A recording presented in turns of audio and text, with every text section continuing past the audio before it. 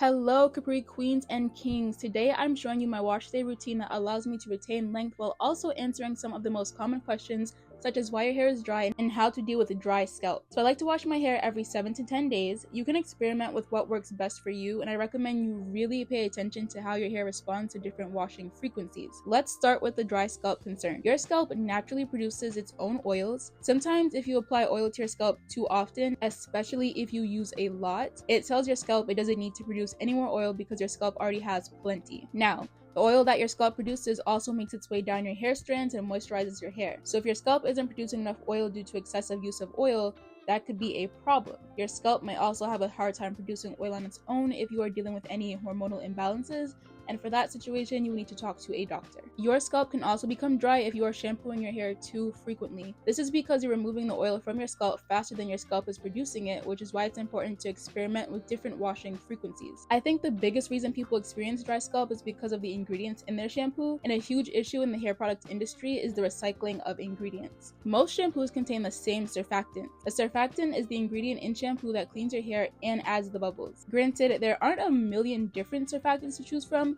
but still, if your scalp is irritated by one particular surfactant, you're probably going to have a difficult time finding another shampoo that doesn't contain the same surfactant. The solution to this is to read your ingredients list and try different shampoos with different surfactants. In a shampoo, the surfactant will always be usually the first 3 to 4 ingredients after water. And once you read multiple ingredients lists, you'll begin to recognize them right away. There are strong surfactants and there are mild surfactants. If your scalp is very dry and itchy, it may be because you're using a shampoo with strong surfactants too frequently. If you like to wash your hair once a week, try a shampoo with mild surfactants, which will be more gentle on your scalp. So after I shampoo, I deep condition my hair using Capri's deep conditioner. I recommend keeping a spray bottle by you so you can spritz your hair as it dries. It usually takes me about 15 to 20 minutes to detangle my hair, and this is the only time I detangle my hair during the week. I think even if you don't want to shampoo your hair every week, you should make time to detangle your hair, because if not, you'll experience more single strand knots and tangles, which will take longer to detangle whenever that day comes. This deep conditioner is made with fresh rosemary water and also has honey as the second ingredient, but it's not sticky. It's just really amazing for your hair strands and always helps make my tangles more manageable. All my life, I've used brushes and combs to detangle my hair, but I found that the best tool for detangling, especially when you are trying to retain length, is your fingers. With brushes and combs, I notice my hair is constantly getting caught in the bristles or just snapping and breaking off. I know there are some good brushes out there, but since I've never had a bad experience with my fingers, I just continue to use them. If you currently use a brush or a comb, I recommend trying finger detangling for a month and see if you notice less hair after you detangle. And if not, just keep doing you. After I rinse out the deep conditioner, my hair is feeling super soft and moisturized, and you can see my hair kept its definition, which is really nice if you're doing a wash and go. But my go-to style is a twist out because I think it's more low maintenance than a wash and go, but you can choose whatever style is low maintenance for you and makes you feel the most confident. I feel like we talk about low maintenance styles so much but forget to talk about the confidence part. You should feel good about how your hair looks, especially when you step outside the house, because I feel like your awareness is heightened compared to when you're just chilling in the house. So for my twist outs, I always put my hair into 5 sections before I start. Each section represents one twist, although my hair is a lot thicker after the trim I got. So next time, I'm thinking of doing 4 sections in the back instead. The reason I do this is so my twist out will come out the exact same every single time. If you're struggling with your twist outs and braid outs and you always get a different result, try figuring out the exact number of twists or braids that make your hair look the best. I like bigger sections because I like how it looks compared to a bunch of small sections, but it's also important to recognize that you can twist in 2 different directions. You can twist your hair clockwise or counterclockwise,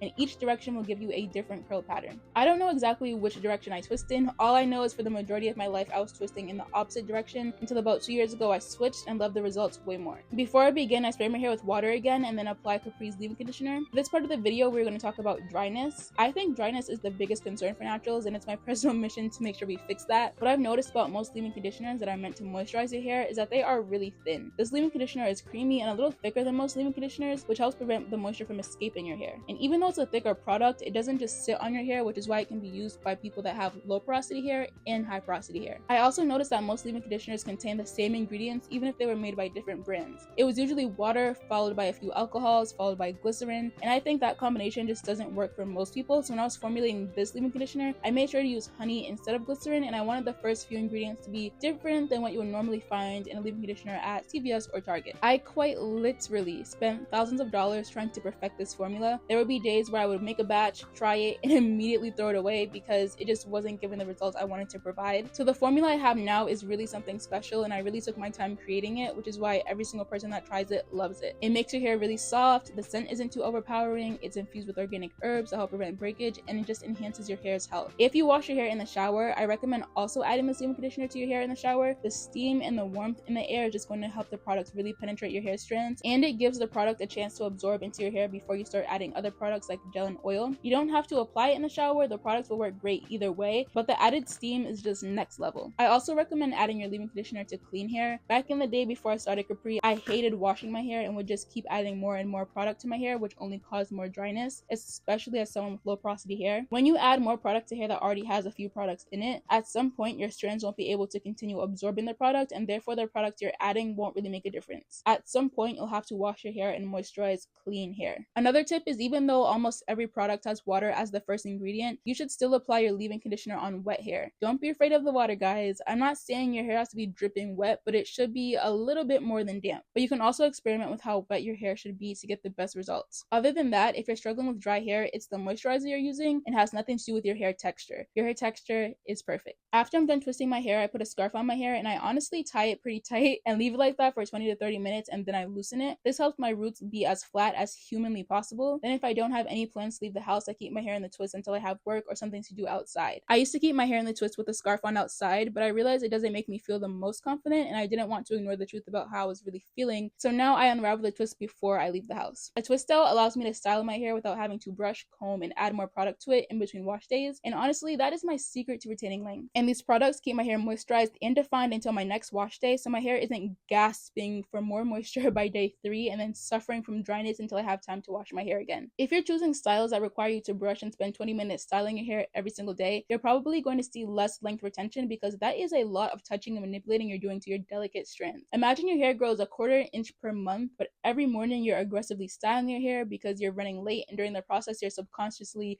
ripping your hair apart and just being rough. Then you come home because you're exhausted and you don't wrap your hair before bed, so your hair is just getting frizzy and rubbing against your pillowcase. And then wash day comes and you're irritated that you even have to wash your hair in the first place, and you're angrily detangling your hair and pulling it and being unkind to yourself and to your hair. You'll definitely be losing that quarter inch of hair as it's coming in, without a doubt. That's why choosing a style that gives you freedom is going to be so important and will help you see results. And it doesn't have to be a twist out, it could be mini twist, it could be bantu knots, it could be a half up, half down where you flat twist the top of your hair and let your curls be free on the bottom. You might not get it on the first try or even on the second or third try, but I promise you, every wash day, if you're being intentional, is a step closer to getting to where you want to be. And continuing to watch videos like this and asking questions is just, you're gonna be on the right path and you're gonna be at your dream length or just be at your dream hair health level, hopefully soon, if you put in the work. I guess I will talk for the part of this video.